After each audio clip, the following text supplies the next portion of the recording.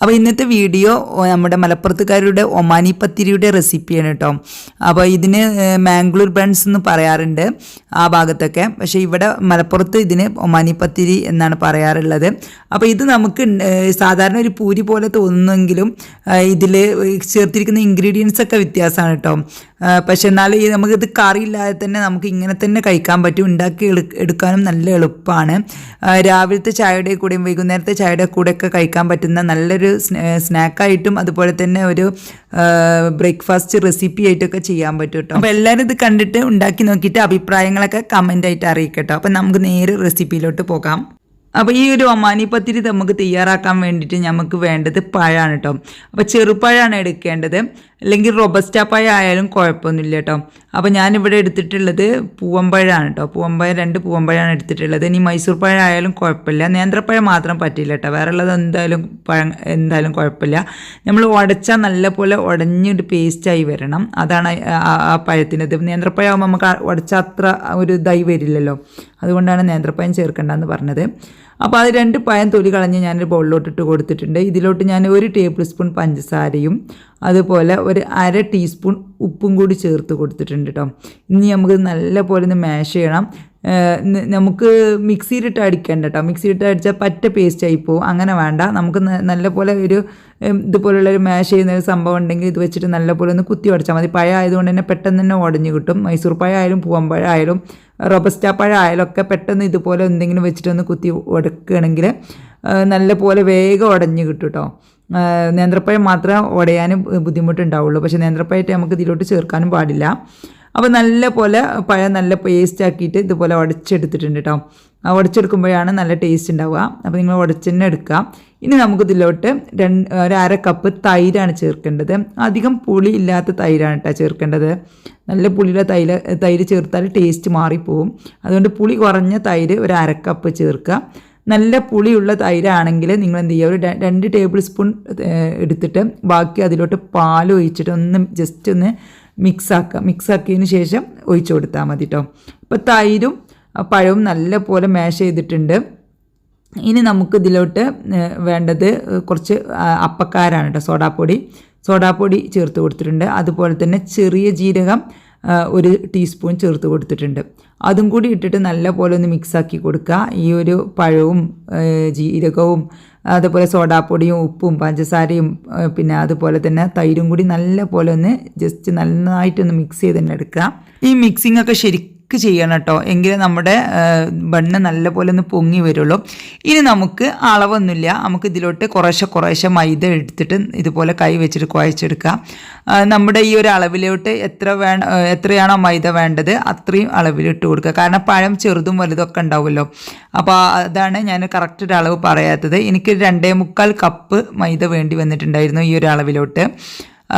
നമ്മുടെ ഒരു പൂരിക്കൊക്കെ കുഴക്കില്ലേ, അതുപോലെയാണ് നമുക്ക് ഇനി കുഴച്ചെടുക്കേണ്ടത് കേട്ടോ. നല്ല സോഫ്റ്റ് ആയിട്ട് തന്നെ കുഴച്ചെടുക്കുക. കുറേശ്ശെ ആയിട്ട് മൈദ ഇട്ടിട്ട് ഇതുപോലെ നമുക്ക് സോഫ്റ്റ് ആയിട്ട് തന്നെ കുഴച്ചെടുക്കുക.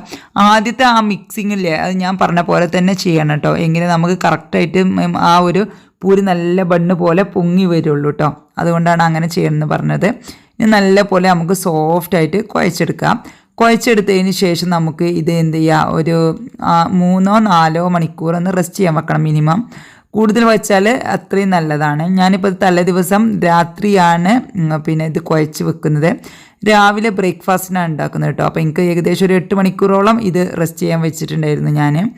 അപ്പോൾ അങ്ങനെ ആകുമ്പോഴാണ് നമ്മുടെ മാവ് നല്ല പോലെ സോഫ്റ്റ് ആവുക. അപ്പോൾ നിങ്ങൾ ബ്രേക്ക്ഫാസ്റ്റിനാണ് ഉണ്ടാക്കുന്നതെങ്കിൽ തലേ ദിവസം രാത്രി തന്നെ കുഴച്ച് വെക്കുക. വൈകുന്നേരത്തിനാണ് ഉണ്ടാക്കുന്നതെങ്കിൽ രാവിലെ കുഴച്ച് വെച്ചാൽ മതി കേട്ടോ. ഇനി നല്ല പോലെ കുഴഞ്ഞ് വന്നിട്ടുണ്ട്. നമുക്ക് ഇതിലോട്ട് കുറച്ച് വെളിച്ചെണ്ണ, ഒരു ടീസ്പൂൺ വെളിച്ചെണ്ണ ഞാൻ കയ്യിലാക്കിയിട്ട് ഒന്നും കൂടി കുഴച്ചെടുക്കുന്നുണ്ട് കേട്ടോ. അപ്പോൾ വെളിച്ചെണ്ണ ചേർത്ത് കൊടുക്കുമ്പോൾ ഒരു പ്രത്യേക ഫ്ലേവറാണ്. വെളിച്ചെണ്ണ ഇല്ലെങ്കിൽ പിന്നെ നിങ്ങൾക്ക് സൺഫ്ലവർ ഓയിൽ ആയാലും കുഴപ്പമില്ല, ഇതുപോലെ നെയ്യായാലും കുഴപ്പമില്ല. ഞാൻ വെളിച്ചെണ്ണയാണ് ഇപ്പോൾ ചേർത്ത് കൊടുത്തിട്ടുള്ളത്. നല്ലപോലെ ഒന്ന് വെളിച്ചെണ്ണ ചേർത്തിട്ട് ഒന്നും കൂടി കുഴച്ചിട്ട് നമുക്ക് വെളിച്ചെണ്ണ കുറച്ച് ഇതിന് മുകളിലോട്ടൊക്കെ ഒന്ന് മാവിൻ്റെ ചുറ്റുഭാഗവും അതുപോലെ ബൗളിലൊക്കെ ഒന്ന് തേച്ചതിന് ശേഷം നമുക്ക് ഇതൊന്ന് അടച്ചു വെക്കട്ടോ. ഇനി നമുക്ക് രാവിലെ തുറന്നാൽ മതി. രാവിലെ ആകുമ്പോഴേക്കും മാവൊക്കെ നല്ല സോഫ്റ്റ് ആയിട്ടുണ്ടാവും. മൈദയാണല്ലോ, അപ്പോൾ നമുക്ക് കുഴച്ച് വെക്കുമ്പോൾ നല്ല സോഫ്റ്റ് ആയിട്ട് തന്നെ കിട്ടും. അപ്പോൾ നമുക്ക് ഇത് ഇനി അടച്ചു വെക്കാം. അടച്ചു വെക്കുമ്പോൾ നല്ല കാറ്റൊന്നും പുറത്ത് വരാത്ത രീതിയിൽ നമുക്ക് അടച്ചു വെക്കണം. ഇനി രാവിലെ അതിന് ശേഷം നമുക്ക് എത്ര വലുപ്പമുള്ള ബൺസാണ് വേണ്ടത് അത്ര വലുപ്പമുള്ള ബോളുകളാക്കി മാറ്റിയിട്ട് നമുക്ക് ഇതുപോലെ ഓരോ ബോൾസ് എടുത്തിട്ട് പത്തിരി പ്രസ്സിൽ ജസ്റ്റ് ഒന്ന് പ്രസ് ആക്കി കൊടുത്താൽ മതി. കൂടുതൽ പ്രസ് ആവണ്ട കേട്ടോ. നമുക്ക് കുറച്ചൊരു കനത്തിൽ വേണം ഇത് പരത്തിയെടുക്കാൻ. ഇനി ഒന്നും ചെയ്യണ്ട, ജസ്റ്റ് ഒന്ന് പ്രസ് ചെയ്താൽ മാത്രം മതി.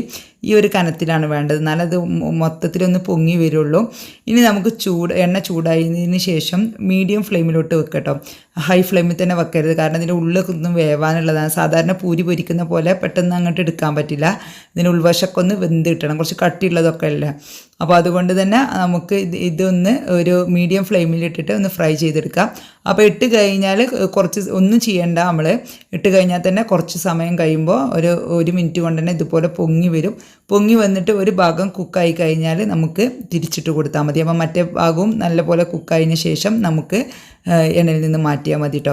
അപ്പോൾ ഫ്രൈ ചെയ്യാൻ നമുക്ക് നല്ല ഈസിയാണ്. അപ്പോൾ അത് നമുക്ക് ബ്രേക്ക്ഫാസ്റ്റ് ആയിട്ട് ഉണ്ടാക്കണം എന്നുണ്ടെങ്കിൽ തലേ ദിവസം മാവ് കുഴച്ച് വെച്ചാൽ രാവിലെ ബോൾസുകളാക്കുക, ജസ്റ്റ് ഒന്ന് പത്തിരി പ്രസ്സിലിട്ടൊന്ന് പ്രസ് ചെയ്യുക, ഇതുപോലെ ഫ്രൈ ചെയ്യാം. ഇത്രേ പണിയുള്ളൂ. നല്ല ടേസ്റ്റാണ്. ഇത് കറി ഇല്ലാതെ തന്നെ ഇങ്ങനെ തന്നെ കഴിക്കാൻ നല്ല ടേസ്റ്റാണ്. ആ പഴത്തിൻ്റെ ഒരു ടേസ്റ്റും പിന്നെ അതുപോലെ കുറച്ച് പഞ്ചസാര നമ്മൾ ചേർത്തിട്ടുണ്ടല്ലോ, അപ്പോൾ കുറഞ്ഞൊരു മധുരമൊക്കെ ഉണ്ടാവും. അപ്പോൾ അതുകൊണ്ട് കറീൻ്റെ ആവശ്യമില്ല. ഇനി വേണമെങ്കിൽ നമുക്ക് ചട്നിയുടെ കൂടെ കഴിക്കാം. പക്ഷെ ഞാൻ ഇതിലോട്ട് കറിയൊന്നും ഉണ്ടാക്കിയിട്ടില്ലായിരുന്നു കേട്ടോ, എനിക്ക് മടിയായിട്ട്. കാരണം എന്താ വെച്ചാൽ ഇത് ഉണ്ടാക്കുന്ന ദിവസം ചട്നി ഉണ്ടാക്കി അത് വേസ്റ്റാണ്, ആരും കഴിക്കൂലോ, എല്ലാവരും അങ്ങനെ തന്നെ കഴിക്കലാണ് പതിവ്. അതുകൊണ്ടാണ് ഇന്നൊന്നും ഉണ്ടാക്കാതിരുന്നത്. അപ്പോൾ നല്ല ടേസ്റ്റി ആയിട്ടുള്ളതാണ്. കുട്ടികൾക്ക് വെറുതെ ഇങ്ങനെ കൊണ്ടിടന്ന് തന്നെ കഴിച്ചോളും, ചെറിയ മക്കളൊക്കെ. അത്രയ്ക്ക് ടേസ്റ്റാണ് കേട്ടോ. കുട്ടികൾക്കൊക്കെ കഴിക്കാൻ നല്ലൊരു ഇളം മധുരം ഉള്ളത് കൊണ്ടും പഴത്തിൻ്റെ ടേസ്റ്റ് ഉള്ളത് കൊണ്ടും വേറൊരു ഫ്ലേവറാണ് ഇതിൻ്റെ ഒരു ടേസ്റ്റ്.